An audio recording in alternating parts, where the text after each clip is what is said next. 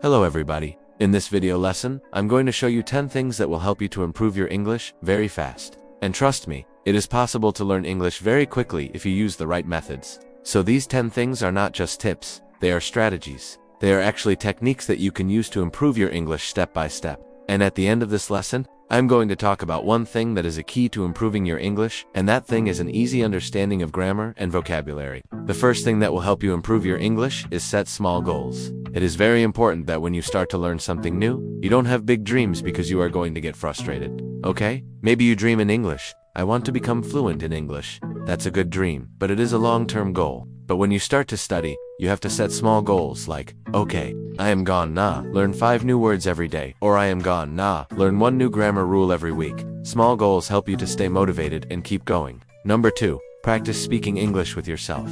You don't need anybody to speak English. It is always good to have someone to practice with, but it's impossible for us to always find someone to practice with. So what you can do is you can talk to yourself. When you take the shower, you can talk to yourself in English. When you drive your car, you can talk to yourself in English.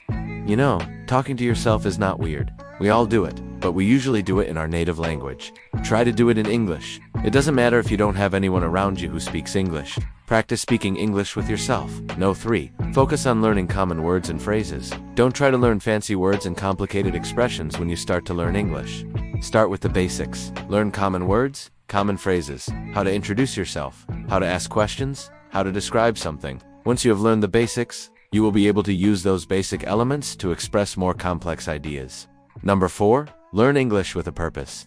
You should have a reason why you want to learn English. If you are learning English to travel to an English-speaking country, or to communicate with friends, colleagues, or customers from abroad, then this is a great reason to learn English, and it will help you to stay motivated. Number 5. Learn phrasal verbs. Phrasal verbs are 2 or 3 word phrases which have a special meaning. For example, to put up with something, which means to accept and tolerate a bad situation. Learn phrasal verbs because they help you to speak more fluently and naturally, and also, they help you to express ideas in a very efficient way. No. 6. Review what you have learned. It is very important that you don't just learn new vocabulary or new grammar rules and forget about them. It is very important that you review what you have learned.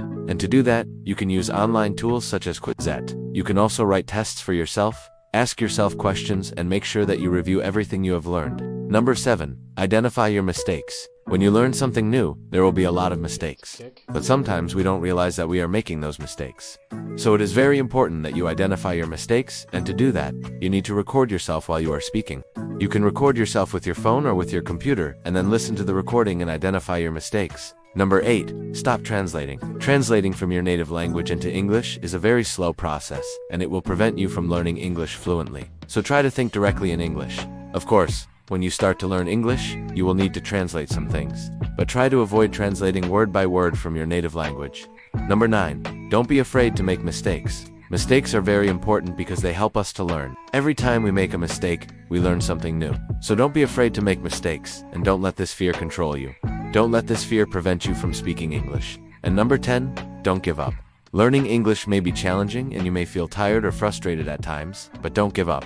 Keep practicing and you will see that little by little you will make progress. Okay, so these were the 10 things that will help you to improve your English. And as I promised, I'm going to talk about the most important thing that will help you to learn English faster and easier. And that thing is an easy understanding of grammar and vocabulary. You know, many students say I know a lot of words in English, but I can't speak fluently, or I can speak English, but I make a lot of mistakes. And the reason is that those students haven't developed an easy understanding of grammar and vocabulary. So when they try to speak, they think in their native language and they try to translate word by word into English. So what I recommend to do is to read books in English that are written in simple language. For example, you can read children's books because in those books the vocabulary is simple and also the grammar is simple. And when you read those books, you will develop an intuitive understanding of English. Your brain will start to understand the logic of the language. You will start to think in English, and this will help you to speak and write more fluently. And it is a wonderful experience. Because when you feel that you have developed this easy understanding of English, you will be able to communicate easily.